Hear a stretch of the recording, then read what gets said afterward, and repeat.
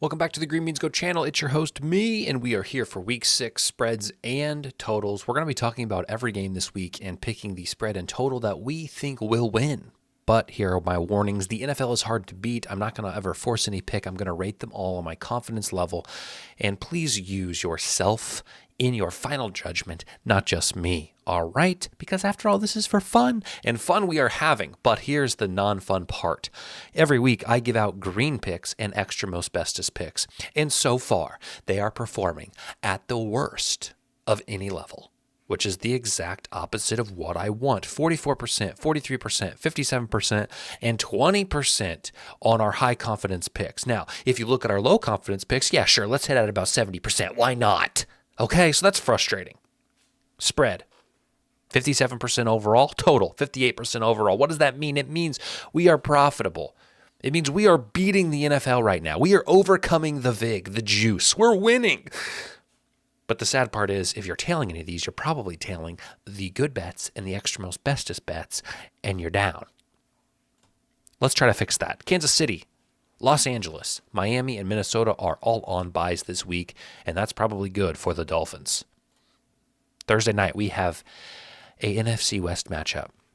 The 49ers and the Seahawks both are coming off of bad losses. San Francisco to Arizona and Seattle to the Giants. Seattle's is much worse. And Seattle is still injured, but it's looking like Boye Mafe will be back, which should help this defense tremendously. He should not be understated, and his role should not be understated, but they're still injured, right? So I'm worried about them.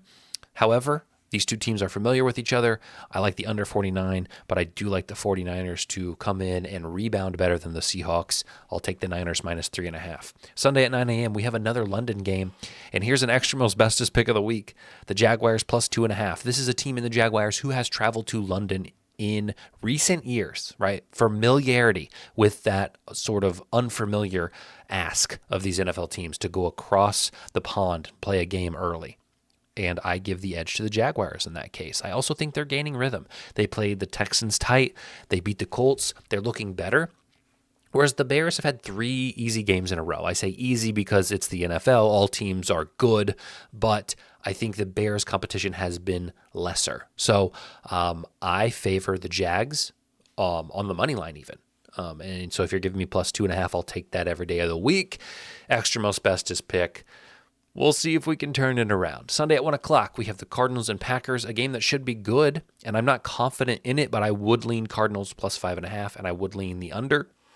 I would love 6.5 or even 7, but it's unrealistic. I don't think it's going to tick that way, and I think this is a team that can provide balance against the Packers. So, run the ball well, pass the ball well, keep the Packers defense on their toes. I worry about the Packers' quality of opponents when they've played good teams.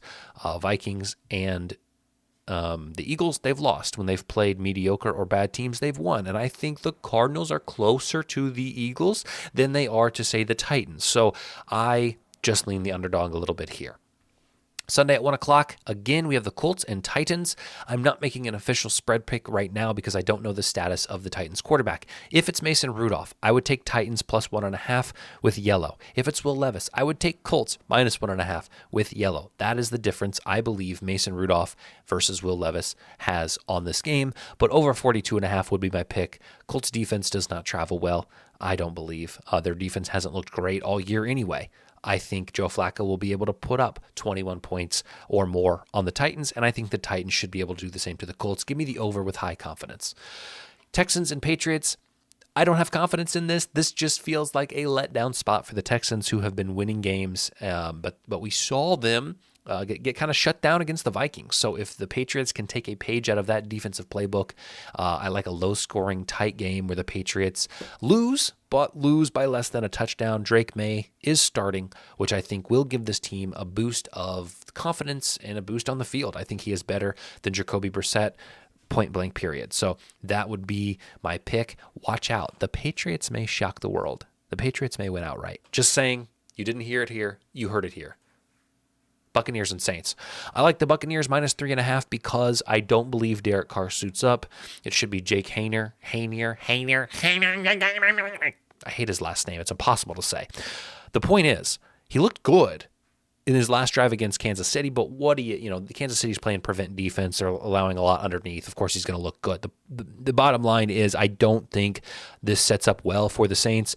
Buccaneers have a long week to prepare. They have a divisional opponent last week. They face another one this week. It's kind of it's not really a must win, but it's kind of a must win feel. Whereas the Saints have a short week with a backup QB. Give me Tampa Bay something like 24-10. Okay, that would be my final call.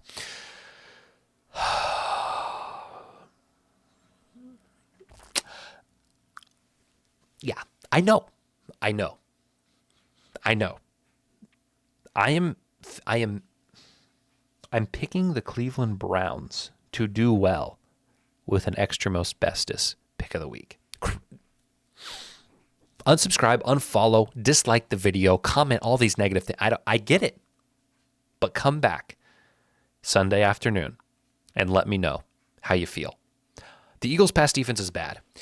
Deshaun Watson is on the shortest leash known to man. If there is a time that he needs to put it together, he's got the weapons. Let's put it together. 9.5 is a lot of points in the NFL. Okay? I know the Eagles are off a bye and everything points to the Eagles. The Eagles will be probably one of the most publicly bet teams this week. I'm going to fade the public here, and I'm going to take the Browns plus 9.5 as an extra most bestest pick of the week. Over 42.5. We don't need to talk about it anymore. You guys get it. Because I faded the public there, I'm going to back the public here. Not really. But I do fear this is a very public, very square bet, taking the streaking Commanders, the super hot, the surprise Commanders. The Commanders are as much of a surprise as the Browns are a letdown. The duality of man. 6.5 points is a lot. I thought this spread would be 3.5. So you're giving me almost a touchdown. I like it. Over 51.5 makes me nervous. That's why it's red. That's why they're both red. But I think this will be a great game. I'm excited for it. Sunday at 4 o'clock, we move to the afternoon slate. Chargers and Broncos. I'll take the Chargers off the bye, -3. I know I'm not doing that with the Eagles, so it's not consistent here. I understand that. There's a reason for it. I think the Chargers have played better teams. I think they've been tested more. I think this bye week helped them get healthy. And I think they're going to show up in Colorado and run the ball every play. Broncos have had a very soft schedule this far. And I just think this is a team that's a large step up in competition. So give me the Chargers in an ugly 4 to 7 point win, or the total's low. Moving on. Steelers and Raiders. I hate everything about this game. Everyone loves the Steelers. Everybody thinks the Steelers is some contender. I don't. I see nothing from this team, except maybe a defense that can keep them in games.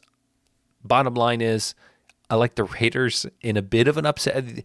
I hate this, actually. This line's too low. I'm skipping it. I'm not even going to talk about it. I regret putting this. Do I like the Steelers -3.5? If this could get any redder, I would make it redder. I have no confidence in it. Sunday at 4 o'clock is a game that I am just simply excited for. I think it should be entertaining, but not as high scoring as Vegas expects. I'm taking the under 52.5, Cowboys plus 3.5 as home dogs. I like them to cover by a field goal and a half. These are gut calls, and I am just excited for them. Sunday at 4, we have a divisional battle, another NFC South. Both NFC South teams play each other. Panthers plus 6.5, and the under 47.5 extra most bestest pick of the week. I don't know how this total goes over. I know the Falcons put up a ton of points, Kirk Cousins, 500 yards. I know the Panthers defense is weak, but I think we see, again, a low-scoring, slow, relaxed game here. I also think it's a trap spot for Atlanta, coming off a big win on Thursday, facing another division rival. We'll see. The under feels good. I like it. Sunday Night Football, I wish would be flexed a little bit. I don't love this game. I think there are better games that they could have put in here, like Washington, Baltimore, Dallas, Detroit, but we will be happy with what it is. Somehow the Bengals are bad, and somehow the Giants are decent. I don't know how to explain it, but here we are. Bengals have got to get in the win column. 1-4, completely unexpected. Give me the Bengals to win convincingly. Monday Night Football, our last extra most bestest pick of the week. The Bills -2.5, again, feels a little low. Feels too low. I would think 5.5 would be good. And I also like the over. I think the Bills can get some things going. They've played two very strong conference foes the last 2 weeks in Baltimore and Houston.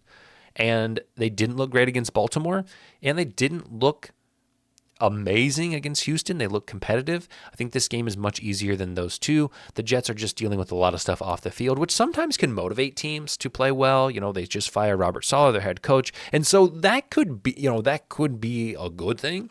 We'll see. Time will tell. So those are my picks. That's what we have. Tomorrow we got our touchdown picks. Make sure you tune in. Otherwise, I love you all, and we shall see you tomorrow.